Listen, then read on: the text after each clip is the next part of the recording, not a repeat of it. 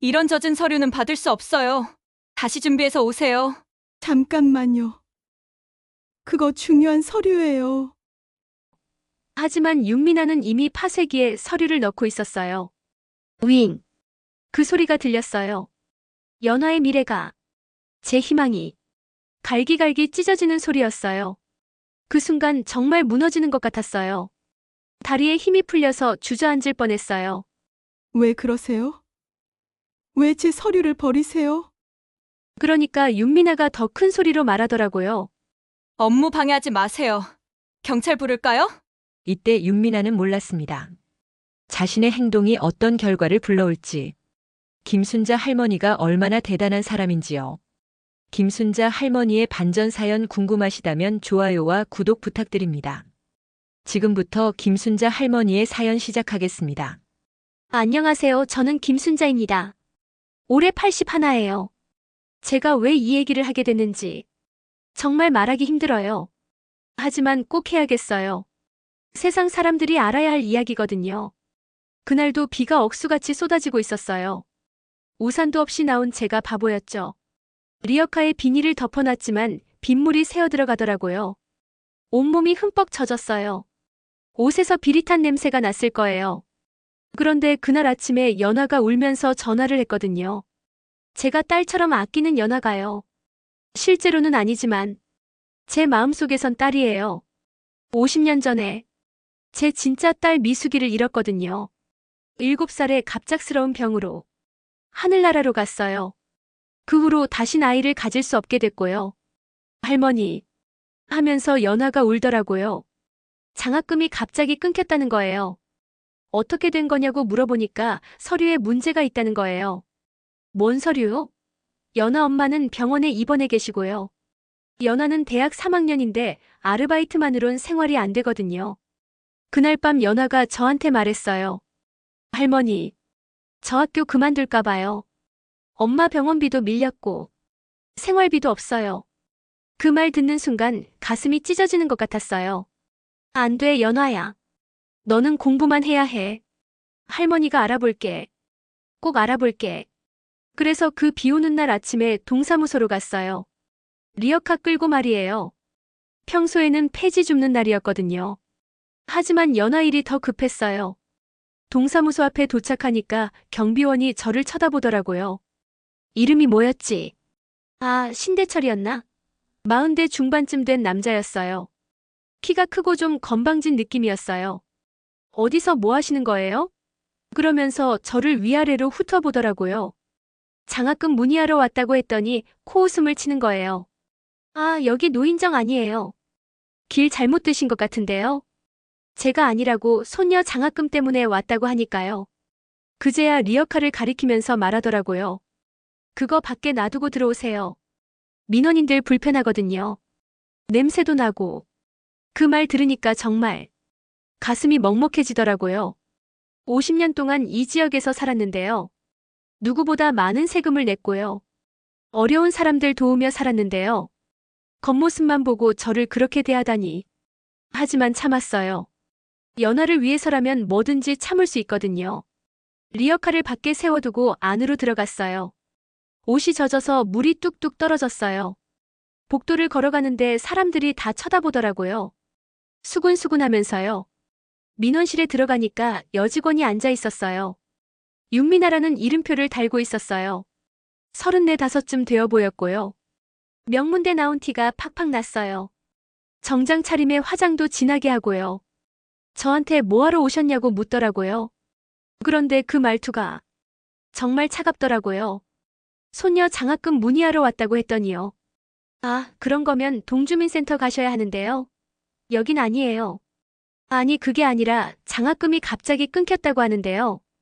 그러니까 윤미나가 한숨을 푹 쉬더라고요. 그러면서 제가 가져온 서류를 보자고 하는 거예요. 비에 젖은 봉투에서 서류를 꺼냈어요. 연아가 준 서류들이었는데요. 좀 적긴 했지만 글씨는 다 보였거든요. 그런데 윤미나가 그걸 보더니 얼굴을 찡그리는 거예요. 이게 뭐예요? 글씨가 하나도 안 보이잖아요. 이런 걸로 어떻게 업무를 봐요? 다시 가져오세요. 아니에요. 글씨 다 보여요. 여기 보세요. 학번이랑 이름이랑 다 있잖아요. 그러니까 윤미나가 코를 찡그리면서 말하더라고요. 냄새도 나고. 이런 분도 민원을 넣으시네요. 그 순간 정말 숨이 막혔어요. 가슴이 답답해서 숨을 제대로 쉴 수가 없었어요. 50년 동안 누구보다 떳떳하게 살아왔는데요. 그런 말을 들으니까 너무 억울하고 분했어요. 팀장이란 사람도 있었어요. 허재민이라고 했나? 그 사람은 아예 저를 쳐다보지도 않더라고요. 귀찮다는 표정으로 딴짓만 하고 있었어요. 윤미나가 갑자기 일어나더니 제 서류를 들고 어디로 가는 거예요. 어디 가시는 거예요? 그러니까 파쇄기 앞으로 가더라고요. 이런 젖은 서류는 받을 수 없어요. 다시 준비해서 오세요. 잠깐만요. 그거 중요한 서류예요. 하지만 윤미나는 이미 파쇄기에 서류를 넣고 있었어요. 윙! 그 소리가 들렸어요. 연화의 미래가, 제 희망이 갈기갈기 찢어지는 소리였어요. 그 순간 정말 무너지는 것 같았어요. 다리에 힘이 풀려서 주저앉을 뻔했어요. 왜 그러세요? 왜 제 서류를 버리세요? 그러니까 윤미나가 더 큰 소리로 말하더라고요. 업무 방해하지 마세요. 경찰 부를까요? 다른 직원들도 다 저를 쳐다보고 있었어요. 김영이라는 사회복지사, 박현우라는 세무 담당자. 모두들 저를 이상한 사람 보듯이 쳐다보더라고요. 아무도 도와주지 않았어요. 정말로 경찰을 불렀어요. 김철호, 이민석이라는 순경이 왔어요. 할머니, 무슨 일이세요? 그나마 경찰은 좀 친절했어요. 하지만 저를 도와주지는 않았어요. 신분증 좀 보여주세요. 신분증을 확인하고는 그냥 가라고 하더라고요. 더 이상 소란 피우지 마시고요. 결국 저는 차가운 바닥에 주저앉았어요. 50년간 수많은 사람들을 도왔는데요. 정작 제가 도움이 필요할 때는 아무도 없었어요. 이게 세상인가? 이게 현실인가? 그런데 그때 한 사람이 있었어요. 구석에서 저를 지켜보는 사람이요. 나중에 알고 보니 기자였어요. 정도현이라는 지역 신문 기자였죠. 그 사람이 모든 걸 봤던 거예요. 집에 돌아와서 연화한테 전화했어요. 할머니, 어떻게 됐어요? 그의 목소리가 간절했어요. 미안하다, 연화야. 할머니가 힘이 없구나. 그날 밤 잠을 못 잤어요. 50년 동안 이런 기분 처음이었어요. 모든 게 무너지는 것 같았어요. 세상이 이렇게 차가운 곳이었나? 이렇게 잔인한 곳이었나? 그 다음날 아침에 연화가 울면서 전화를 했어요. 할머니, 인터넷 봤어요? 뭔 인터넷? 저는 인터넷 같은 건 잘 모르거든요. 연화가 급하게 집으로 왔어요. 할머니, 큰일 났어요. 할머니 이야기가 인터넷에 다 올라왔어요. 뭐가 올라왔다는 거야? 연화가 휴대폰을 보여주더라고요. 화면에 제 사진이 떡하니 올라와 있었어요. 동사무소 바닥에 주저앉아 있는 제 모습이요. 그 순간 정말 머리가 하얘졌어요. 기사 제목이 이랬어요. 동사무소에서 냄새난다며 쫓겨난 80세 할머니의 사연. 정도현 기자가 쓴 기사였어요. 모든 게 다 적혀 있었어요. 윤미나가 한 말들, 신대철이 한 행동들, 모든 게 그대로요. 댓글이 수천 개씩 달렸어요. 연화가 읽어주는데 정말 눈물이 났어요. 이게 말이 되나요? 공무원들이 어떻게 이럴 수 있죠? 할머니가 너무 불쌍해요. 가슴이 아파요. 저 공무원들 당장 징계해야 합니다. 우리나라가 언제부터 이렇게 각박해졌나요? 그런데 어떤 댓글이 눈에 띄었어요. 혹시 이분이 김순자 여사님 아닐까요? 김순자 여사님이라니. 그 이름을 아는 사람이 있다는 게 신기했어요. 정도현 기자가 그 댓글을 보고 조사를 시작한 모양이에요.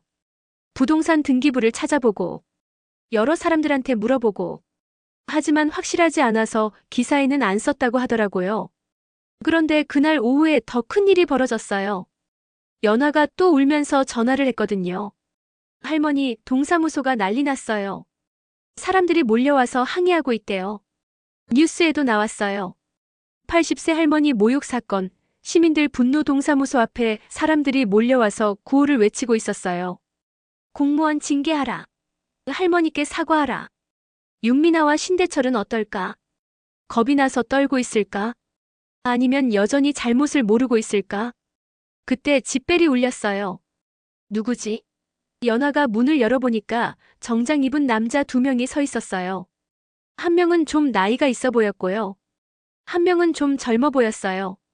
혹시 김순자 할머니 계신가요? 저희가 꼭 뵙고 싶어서 왔습니다. 그 목소리가 어디서 들어본 것 같았어요. 연화가 저한테 물어봤어요. 할머니, 어떻게 할까요?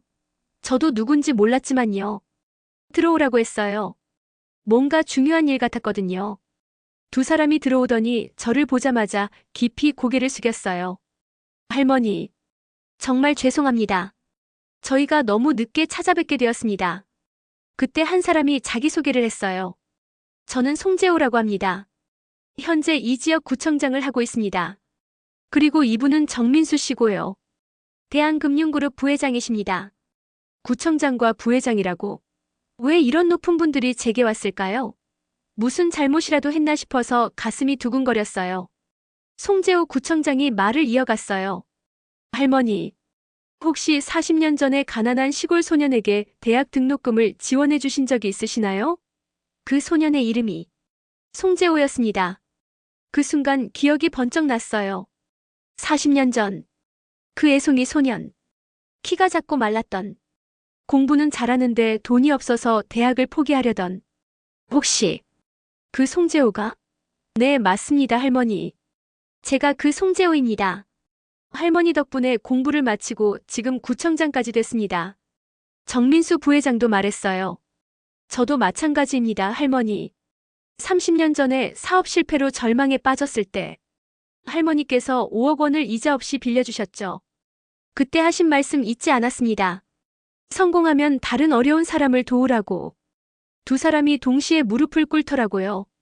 할머니, 정말 죄송합니다. 할머니께서 이런 모욕을 당하시다니. 저희가 할머니를 제대로 보호하지 못했습니다. 아니다, 그런 거 아니야. 너희들 잘못이 아니야. 일어나거라. 하지만 2사람은 계속 고개를 숙이고 있었어요. 송재호 구청장이 말했어요. 할머니, 내일 동사무소에서 특별 간담회가 열릴 예정입니다. 그 자리에서 할머니의 진실을 밝혀야 합니다. 세상 사람들이 알아야 합니다. 할머니가 어떤 분인지. 저는 그런 거 원하지 않는다고 했어요. 나는 그냥 조용히 살고 싶어. 하지만 정민수 부회장이 말했어요. 할머니, 이건 할머니만의 문제가 아닙니다. 우리 사회의 문제입니다. 사람을 겉모습으로 판단하는 잘못된 생각을 바꿔야 합니다. 연화도 저한테 말했어요. 할머니, 맞는 말 같아요. 할머니처럼 억울한 일 당하는 사람이 또 있으면 안 되잖아요. 할머니가 나서서 세상을 바꿔주세요. 그날 밤에 정말 많은 생각을 했어요. 50년 동안 숨어서 살았는데 이제 세상 앞에 나서야 하나? 무서웠어요. 부담스러웠어요. 하지만 연화 같은 아이들을 생각하니까 마음이 정해졌어요. 내가 나서서 세상을 조금이라도 바꿀 수 있다면 그렇게 해야겠다고 생각했어요. 다음 날 새벽에 30년 만에 정장을 꺼냈어요. 남편이 사준 검은색 정장이었어요. 진주 목걸이도 꺼내서 목에 걸었어요. 거울을 보니까 낯설었어요. 정말 오랜만에 보는 제 모습이었거든요. 연화가 놀라더라고요. 할머니, 정말 다른 사람 같아요. 너무 우아하세요. 어떻게 이렇게 달라질 수 있어요? 송재호 구청장이 차를 보내줬어요. 검은색 고급차였어요. 동사무소 앞에 도착하니까 사람들이 엄청 많았어요. 기자들, 시민들. 카메라가 번쩍번쩍 터지고 있었어요. 차에서 내리는 순간 모든 사람들이 조용해졌어요. 어제 그 초라했던 할머니와 같은 사람이라는 걸 믿을 수 없다는 표정들이었어요. 동사무소로 걸어가는데 윤미나와 신대철이 제대로 서 있지도 못하고 있었어요. 얼굴이 새하얘져서 벌벌 떨고 있었어요. 허재민 팀장도 마찬가지였고요. 이제 진실을 말할 때가 왔구나. 세상이 바뀔 때가 왔구나. 그런 생각이 들었어요. 간담회장에 들어서니까 사람들이 웅성웅성거렸어요. 정말 같은 사람이 맞나? 어떻게 이렇게 달라질 수 있지? 저를 보는 사람들의 눈이 모두 놀라움으로 가득했어요. 송재호 구청장이 마이크 앞에 섰어요. 여러분, 오늘 이 자리에 참석해 주셔서 감사합니다. 어제 동사무소에서 일어난 일에 대해 깊이 사과드립니다. 하지만 오늘 여러분께 꼭 말씀드리고 싶은 게 있습니다. 구청장의 목소리가 떨리고 있었어요. 이분은 김순자 여사님이십니다. 40년 전에 가난한 시골 소년이었던 저에게 4년간 대학 등록금을 지원해주신 은인이십니다. 사람들이 술렁이기 시작했어요. 정말이요? 그 유명한 김순자 여사님이 어떻게 그럴 수가? 정민수 부회장도 나섰어요. 저 역시 30년 전에 김순자 여사님의 도움을 받았습니다. 사업 실패로 절망에 빠졌을 때 이자 없이 5억 원을 빌려주시며 다시 일어설 힘을 주셨습니다. 그리고 성공하면 다른 사람을 도우라고 하셨죠. 정민수 부회장이 서류를 꺼내더라고요. 그리고 더 놀라운 사실을 말했어요. 김순자 여사님은 강남 명품거리 15개 필지의 실소유주이십니다. 이 지역 최대 납세자이시기도 하고요.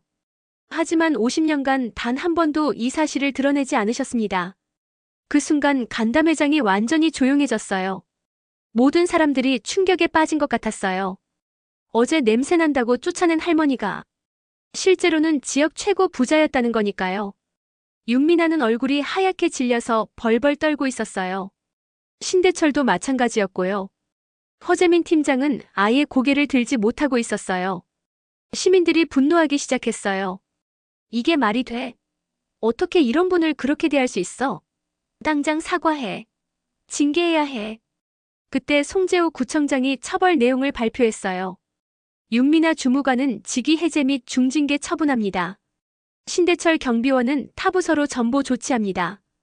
허재민 팀장은 관리감독 책임을 물어 경고 처분합니다. 윤미나와 신대철이 제 앞으로 와서 무릎을 꿇었어요.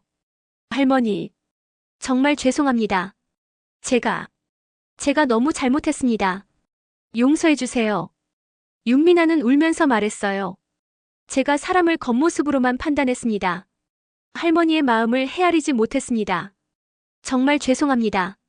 신대철도 고개를 숙이며 말했어요. 제가 할머니를 무시했습니다. 사람으로서 해서는 안 될 행동을 했습니다. 평생 후회하며 살겠습니다. 저는 두 사람의 손을 잡아주었어요. 일어나거라. 사람은 누구나 실수할 수 있어. 중요한 건 그 실수에서 배우는 거야. 그때 마이크를 건네받았어요. 제가 직접 말할 차례였죠. 손이 떨렸어요. 목소리도 떨렸어요. 하지만 꼭 해야 할 말이 있었어요. 여러분, 저는 특별한 대우를 받으러 온 게 아니에요. 그냥 연어라는 아이 하나를 도우려고 왔을 뿐이에요. 제가 누구든, 어떤 재산을 가졌든, 그건 중요하지 않아요. 사람의 진짜 가치는 겉모습이나 재산이 아니라는 겁니다. 모든 사람에게는 저마다의 이야기와 아픔이 있어요. 그걸 이해하고 배려할 때 우리 사회가 더 아름다워질 수 있습니다. 저도 50년 전에 딸을 잃었어요. 미숙이라는 7살 된 딸을요. 그 아픔 때문에 다른 사람들의 아픔을 더 잘 알게 됐어요. 그래서 도움이 필요한 사람들을 도왔던 거예요. 연아라는 아이를 만났을 때 제 딸 미숙이가 살아있다면 전 아이였을 거라는 생각이 들었어요. 그래서 더 애틋했고 더 도와주고 싶었어요. 시민들이 울기 시작했어요.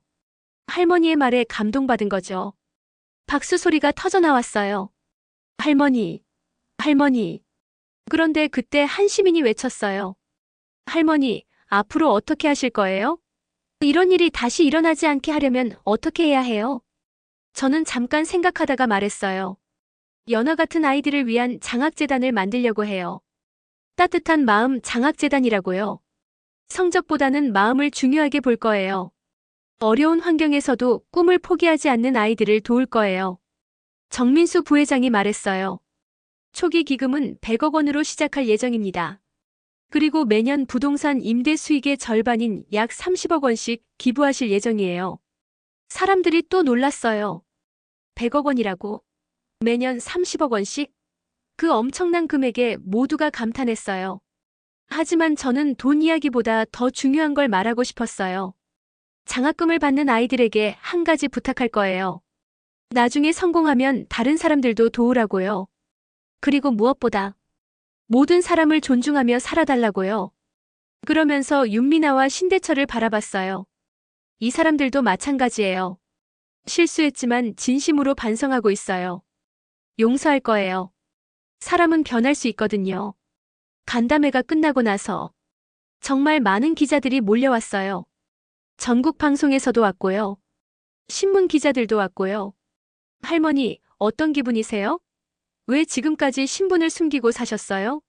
앞으로의 계획은 무엇인가요? 질문이 쏟아졌어요. 하지만 저는 간단하게만 답했어요. 저는 특별한 사람이 아니에요. 그냥 사람답게 살려고 노력했을 뿐이에요. 여러분도 주변의 어려운 사람들을 살펴봐 주세요. 그날 밤 뉴스에 제 이야기가 나왔어요. 겉모습으로 판단 말라, 감동 메시지 인간의 존엄성을 깨운 김순자 할머니 이야기 전국적으로 화제가 됐어요. 연하가 울면서 말하더라고요. 할머니가 자랑스러워요.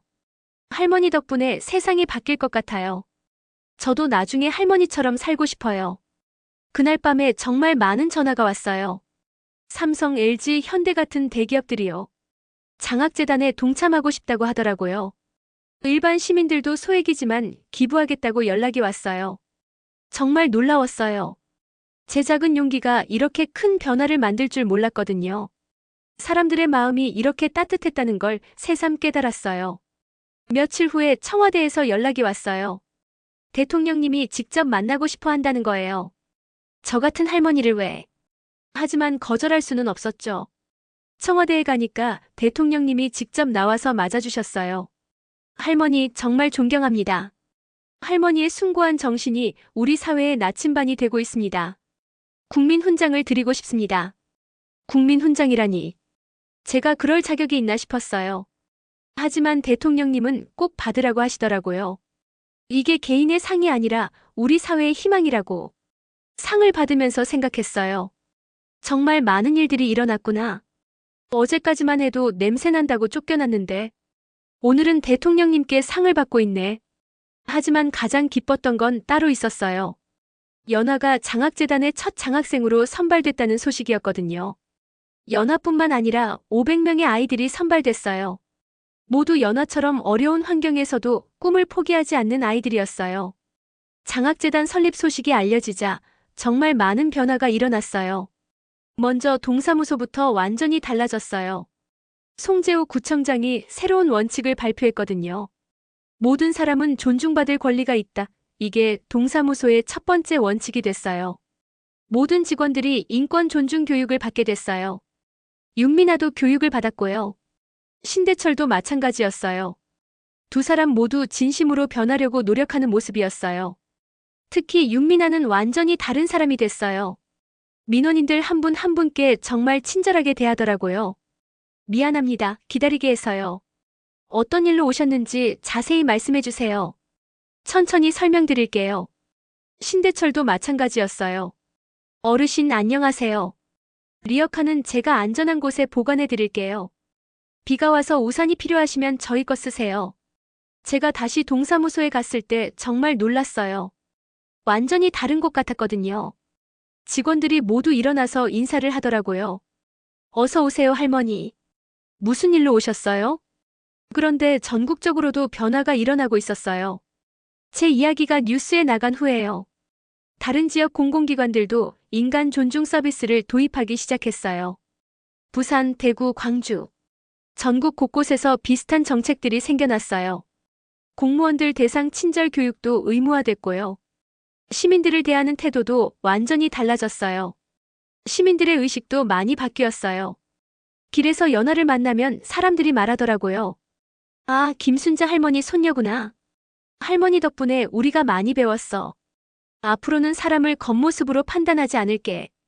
대기업들의 참여도 정말 놀라웠어요. 삼성에서 10억 원을 기부했어요. LG에서 5억 원을 기부했어요.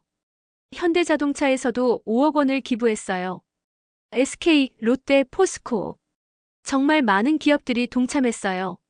일반 시민들도 마찬가지였어요. 월 1만 원씩 정기 기부하는 사람들이 생겨났어요. 아르바이트하는 대학생도 월 5천 원씩 기부하고요. 초등학생들이 용돈을 모아서 기부하기도 했어요. 한 달 만에 기부금이 200억 원을 넘었어요. 저도 믿을 수 없었어요.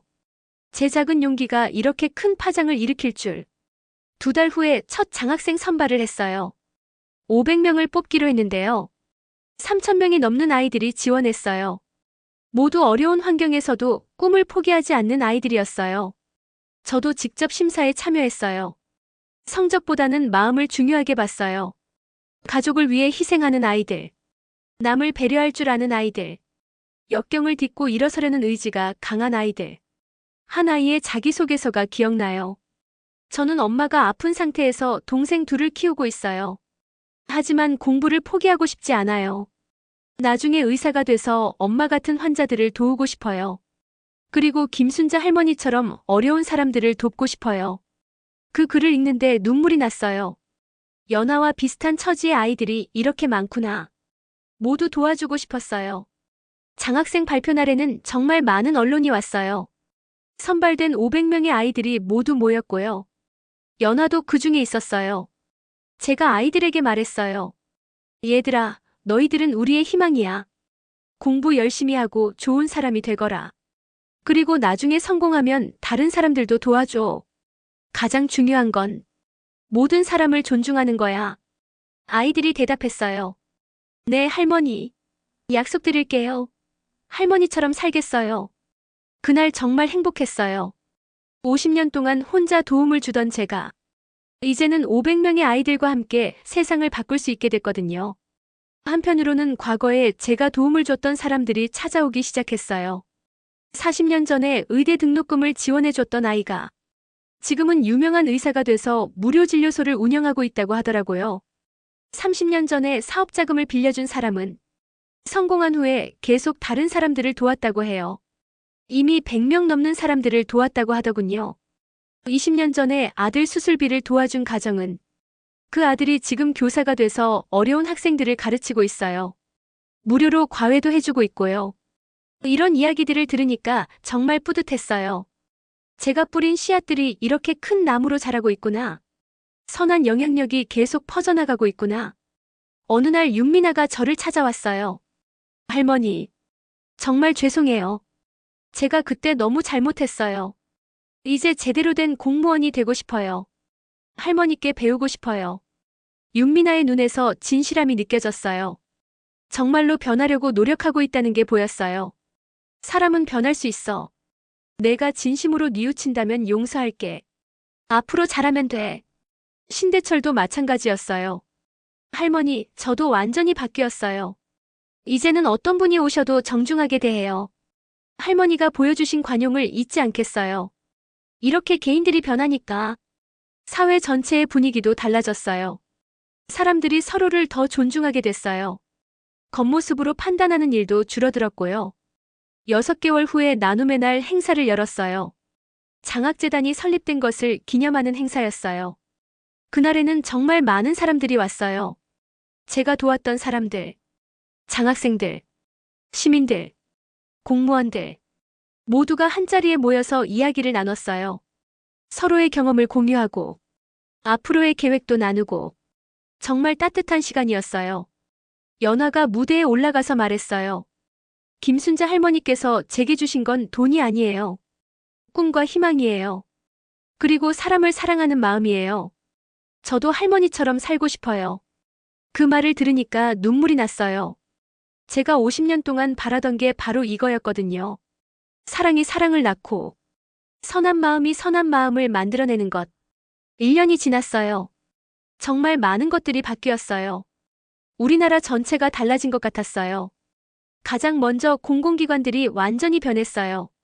인간 존중 서비스가 이제는 기본이 됐어요. 어떤 동사무소에 가도, 어떤 구청에 가도 모든 직원들이 시민들을 정중하게 대해요. 시민들 사이에서도 변화가 일어났어요.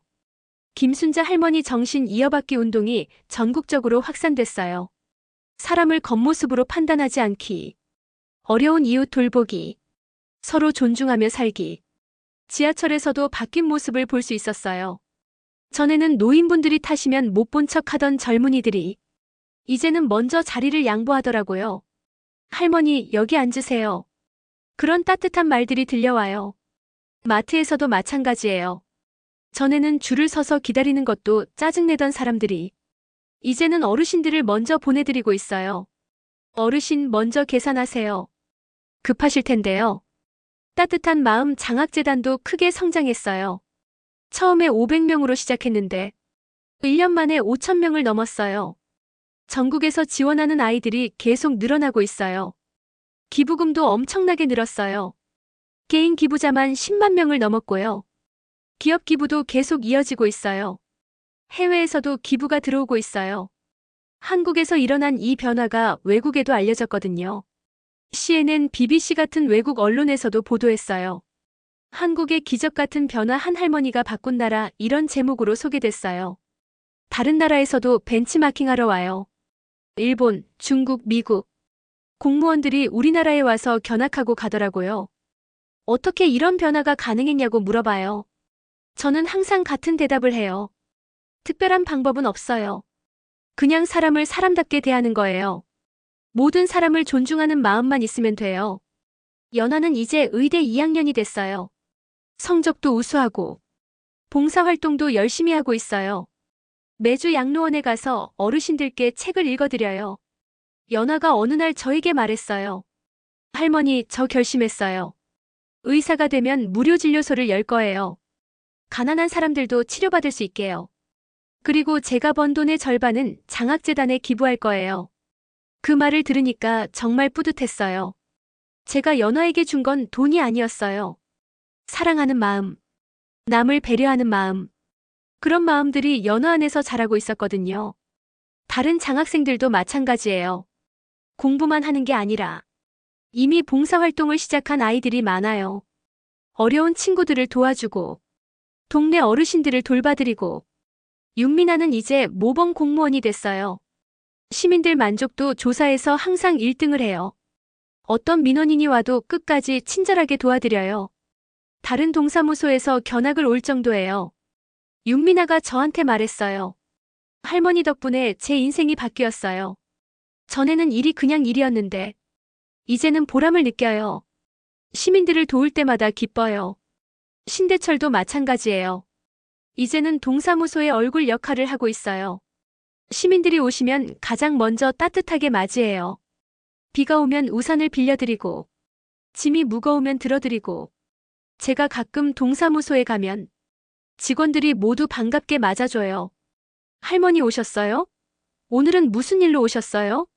차 한 잔 드릴까요? 정말 많이 달라졌어요. 1년 전과는 완전히 다른 모습이에요. 정부에서도 큰 정책 변화를 발표했어요. 전국 모든 공공기관에 인간 존중 헌장을 제정했어요.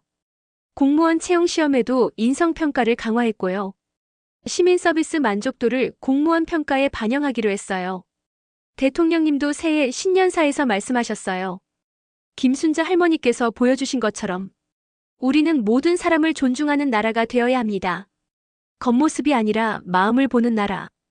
배려와 사랑이 넘치는 나라를 만들어 갑시다. 해외에서도 인정받았어요. 유엔에서 저를 평화대사로 임명했어요.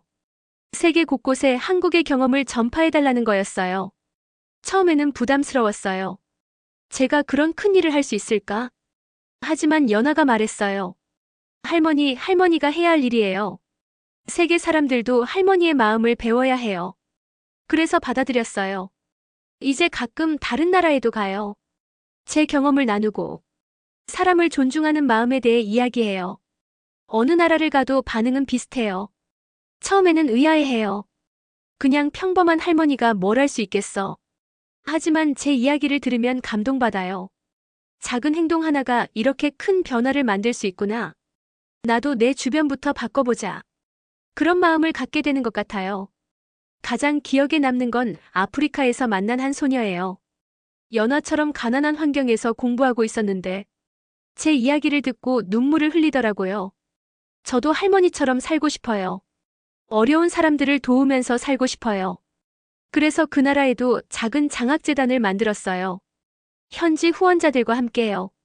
100명의 아이들에게 장학금을 줄 수 있게 됐어요.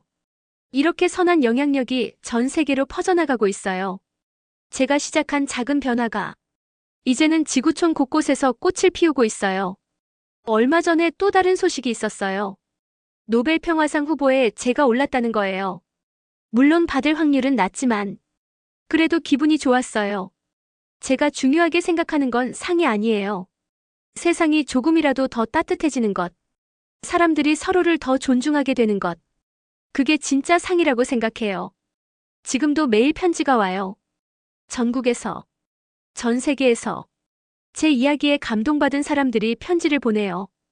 어떤 편지는 이렇게 쓰여 있어요. 할머니 덕분에 제가 바뀌었어요. 전에는 사람을 겉모습으로만 봤는데, 이제는 마음을 보려고 노력해요. 할머니가 세상에 보여주신 사랑을 저도 실천하고 있어요. 또 어떤 편지는 이래요. 할머니, 저는 공무원입니다. 할머니 이야기를 보고 많이 반성했어요. 이제는 시민들을 가족처럼 대하려고 해요. 할머니가 보여주신 관용을 배우고 있어요. 이런 편지들을 읽으면 정말 행복해요. 제가 겪었던 그 아픔이 헛되지 않았구나 싶어요. 며칠 전에는 특별한 편지가 왔어요. 윤미나가 쓴 편지였어요. 할머니께, 오늘로 제가 공무원이 된 지 10년이 됐어요. 그런데 진짜 공무원이 된 건 할머니를 만난 후부터인 것 같아요. 전에는 그냥 월급 받는 직장인이었는데, 이제는 시민들을 섬기는 사람이 됐어요. 할머니가 저를 다시 태어나게 해주셨어요. 정말 감사해요. 그 편지를 읽으면서 울었어요. 사람은 정말 변할 수 있구나. 용서의 힘이 이렇게 크구나. 신대철도 비슷한 편지를 보냈어요. 할머니, 저도 이제 아버지가 됐어요. 아이에게 할머니 이야기를 들려줬더니 아이가 말하더라고요. 아빠, 나도 할머니처럼 착한 사람이 될래. 그 말을 듣는 순간 정말 뿌듯했어요. 할머니의 정신이 우리 아이에게도 전해지고 있어요. 이렇게 대를 이어 전해지는 거죠. 사랑과 존중의 마음이, 배려와 용서의 정신이. 연아는 이제 의대 마지막 학년이에요. 인턴십을 하면서도 봉사를 계속하고 있어요. 무료 진료소 개원 준비도 하고 있고요. 연아가 어느 날 저에게 말했어요. 할머니, 제가 의사가 되면 첫 번째 환자는 할머니예요. 건강검진부터 받으세요. 오래오래 건강하셔야 해요. 아직 할 일이 많이 남아있잖아요. 맞아요, 아직 할 일이 많아요. 장학재단도 더 키워야 하고, 더 많은 아이들을 도와야 하고, 세계 곳곳에 사랑의 씨앗을 뿌려야 하고. 하지만 이제는 혼자가 아니에요. 연아가 있고, 5천 명의 장학생들이 있고, 전국의 시민들이 있고, 전 세계의 동지들이 있어요. 모두들 제 뜻을 이어받아 살고 있어요. 각자의 자리에서, 각자의 방법으로 사랑을 실천하고 있어요. 3년 전만 해도 상상할 수 없었던 일들이에요. 냄새난다고 쫓겨났던 그 할머니가 이제는 세계 평화를 위해 일하고 있어요. 하지만 저는 여전히 그때 그 할머니예요. 화려한 옷을 입고 있어도, 훈장을 받고 있어도 마음은 변하지 않았어요. 사람은 모두 소중해요. 겉모습이 어떻든, 가진 게 많든 적든, 모든 사람은 존중받을 가치가 있어요. 이게 제가 세상에 전하고 싶은 메시지예요. 제가 살아온 82년 동안 깨달은 가장 소중한 진리예요. 앞으로도 계속 이 메시지를 전할 거예요.